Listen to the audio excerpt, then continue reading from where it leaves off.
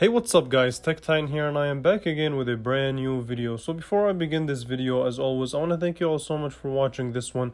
If you enjoy my content, make sure you leave a thumbs up, make sure you're subscribed to the channel, and also follow me on Instagram. I'll leave it linked in the description below. So with that being said, today we're going to be reviewing the camera on the Motorola Moto G Play. This is going to sound kind of bad, but this is, at the end of the day, is kind of a low budget smartphone, but surprisingly, the camera on this phone kind of shocked me. For the price that you pay for this phone, which is $160, you get a acceptable camera. So let's talk about it. So you have a dual camera setup with the LED flash, and the main sensor on the camera is a 13 megapixel sensor with f2.0 aperture, and you also have a 2 megapixel f2.4 depth sensor.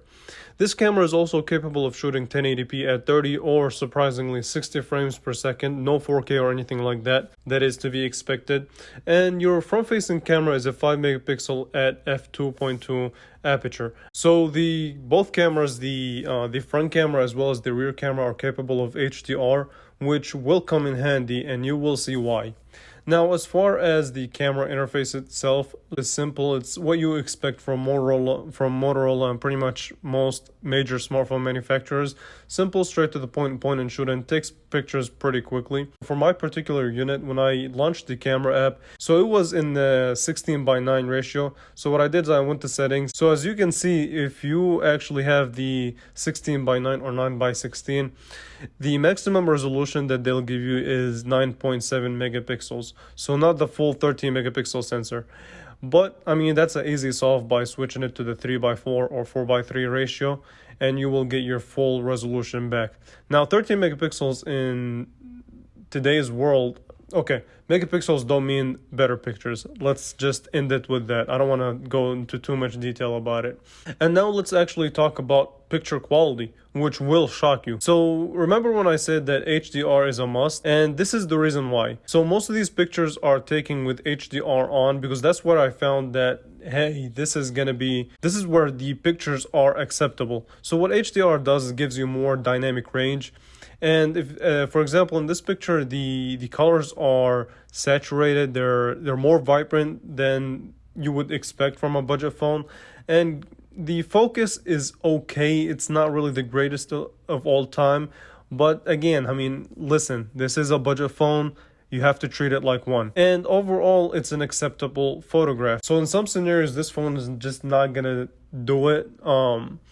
So in a kind of a more dim environment, it's just gonna give you this dull picture. So it's not gonna be as vibrant or as color rich as you saw in the previous picture. If you can see, like, the orange in this sort of mailbox is dimmed down. It's not saturated or vibrant, and the trees, they're just missing a lot of shadows.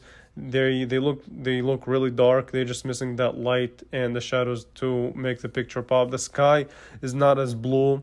And that's to be expected with this budget phone. Again, I really have to emphasize that. Now, in my next picture, the flower is supposed to be this orange-yellow color.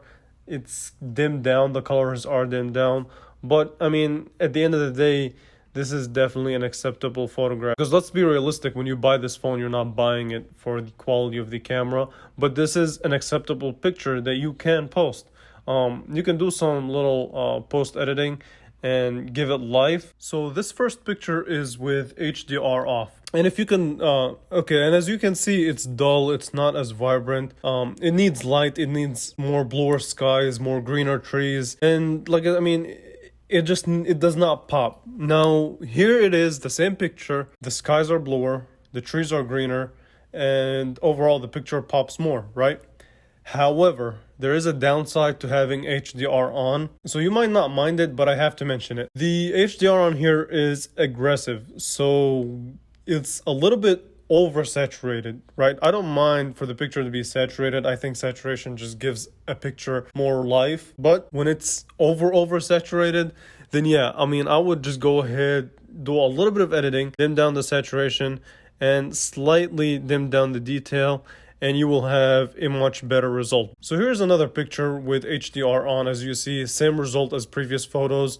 The TLDR really behind this camera is that it produces some good shots under really good lighting conditions. So when you're at nighttime, the pictures are just gonna look whack. They're gonna look garbage. Let's be realistic with each other. The video on here is okay. It's not great. It's just okay. And the selfie camera is alright. And overall, as a package for a phone at this price point, this camera gets a pass on the fact that this is a $160 phone.